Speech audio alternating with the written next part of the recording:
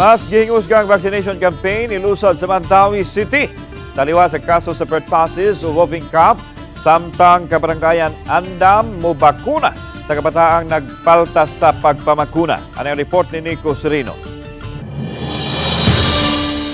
Sa health center sa Barangay Ibabaw, Estancia, gipakita kanamo sa ilang nurse ang stock sa mga bakuna. Pasalig nila, dunay igong supply nga ilang gihuptan. Labi na sa Penta vaccine o na ilang 5-in-1 nga may pangontra sa whooping cough. Gihatagan magitaan ni sa ato City Health ato ra man ta magkuha dito. So monthly or depende og mahurot ang amuhang stock, mga iden mi dito.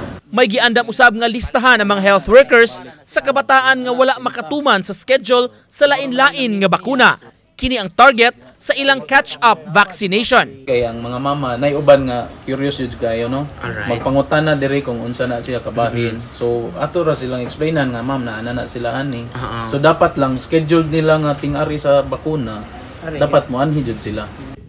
Samtang atol sa meeting sa local school board, lakip sa namahayag ang taga City Health ingon man taga DOH. Nag-auhag sila sa mga lakang nga himuon sa kabataan aron kalikayan ang sakit. Gidasig ang mga eskwelahan pag-abag sa kampanya labi na sa pagpamakuna. Your children, if they have completed the vaccination, expect na protected yun sila. So, but the protection doesn't mean nga dili sila maigo. Maigo gihapon sila but dili they will not go down with the illness.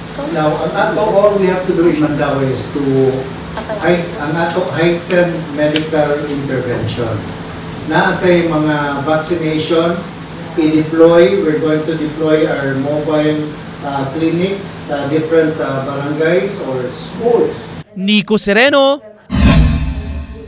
Balitang Bisdak.